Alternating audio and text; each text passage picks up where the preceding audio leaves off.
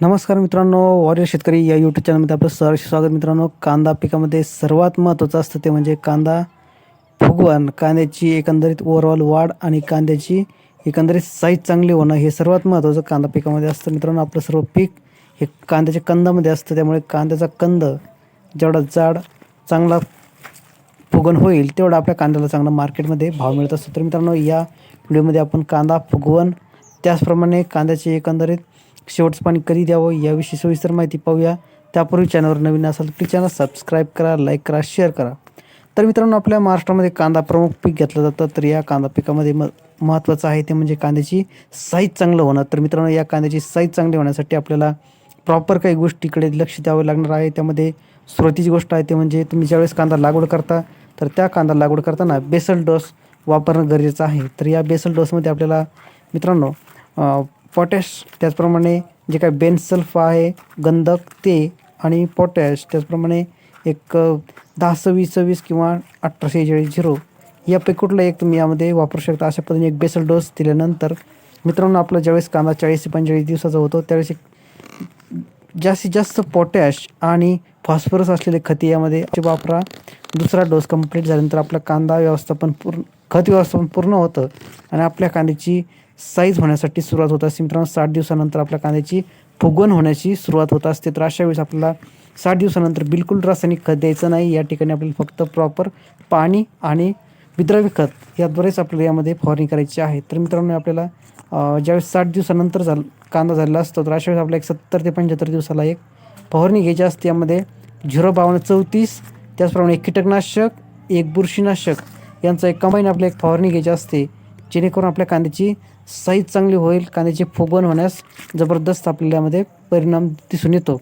त्यानंतर मित्रांनो, आपला कांदा ज्यावेळेस एक 90 दिवसाच्या आसपास होतो तर अशा वेळेस आपल्याला कांद्यामध्ये शेवटची फवारणी घेणं गरजेचं असतं, जेणेकरून आपल्या कांद्याची जी काही पातीतला रस आहे तर तो संपूर्ण पातीतला आणि मानेतला रस हा कंदामध्ये उतरेल, आपला कांदा एक नंबर होईल, कांद्याची फुगवण क्षमता चांगली होईल. अशा पद्धतीने शेवटची फवारणी असेल.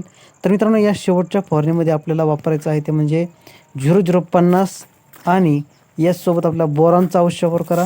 बोरॉनच्या फवारणीमुळे आपल्या कांद्याची चकाकी, जे काही कलर चांगला कलर आपल्यामध्ये दिसून येतो, लाल कलर आपल्यामध्ये झालेला दिसून येतो, जेणेकरून आपल्या कांद्यामध्ये मार्केटमध्ये आपला कांदा उठावदार दिसतो आणि भाव चांगला लागतो.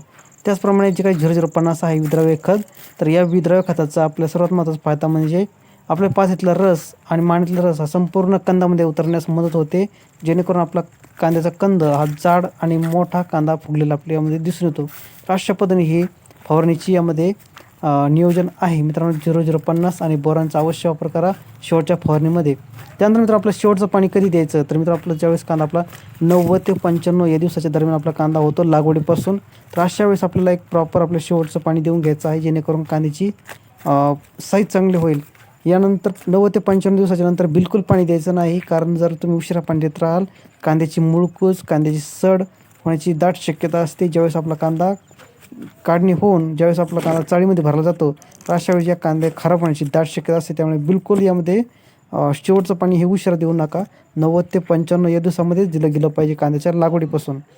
त्यानंतर मित्रांनो, आपल्याला ज्यावेळेस कांदा एक 15 दिवसांनी काढणी करतो, तरी कांदा काढणी केल्यानंतर आपल्याला एक ढीगमध्ये आपल्याला काही दिवसासाठी वाळून द्यायचा शेतामध्ये. त्यानंतर तुम्ही चाळीमध्ये भरू शकता. चाळीमध्ये भरताना पावडरचा अवश्य वापर करा, जेणेकरून कांद्याची सड होणार नाही, खराब होणार नाहीत आणि त्यासोबत बुरशी पकडणार नाहीत, काजळी येणार नाही. ही प्रॉपर गोष्टी आपल्या ध्यानात ठेवल्या तर नक्कीच कांद्याचं पीक आपल्याला उत्पन्न देणारं आहे, जास्त दिवस टिकवून होईल आणि ज्यावेळेस आपल्या कांद्याला मार्केटमध्ये भाव वाढले जातील त्यावेळेस आपला कांदा अवश्य विक्रीसाठी काढू शकतो. तर मित्रांनो, ह्या छोट्या छोट्या गोष्टी आहेत ज्या कांद्याच्या पिकासाठी जे नवीन कांदा उत्पादक शेतकरी असतात तर त्यांना ह्या गोष्टी ध्यानात घेणं आवश्यक आहे, जेणेकरून आपल्या कांद्याची साईज होणं, त्याचप्रमाणे कांद्याची स्टोअर होणं आणि कांद्याचं जास्त दीर्घकाळ टिकण्यासाठी या गोष्टी छोट्या छोट्या गोष्टी आहेत पण खूप महत्त्वाच्या आहेत, ज्या आपल्या कांद्याच्या एकंदरीत आपल्या नफ्याचं गणित यावर अवलंबून असतं. जर आपण या गोष्टीकडे दुर्लक्ष केलं तर नक्कीच आपल्या कांद्याची सड होणं, खराब होणं आणि ह्या सर्व गोष्टी होतात. तर ही होती कांदा पिकाविषयी छोटीशी अपडेट. व्हिडिओ आवडला असेल तर चॅनल सबस्क्राईब करा, लाईक करा, शेअर करा. मित्रांनो, आपल्या कांदा असेल किंवा इतर पिकाविषयी सविस्तर माहिती आपण या व्हिडिओमध्ये देत असतो. तर मित्रांनो, प्लीज चॅनलला सबस्क्राईब करून ठेवा, जेणेकरून सर्व पिकांची माहिती, फवारणी, खते व्यवस्थापन यामध्ये आपण सांगत असतो. धन्यवाद.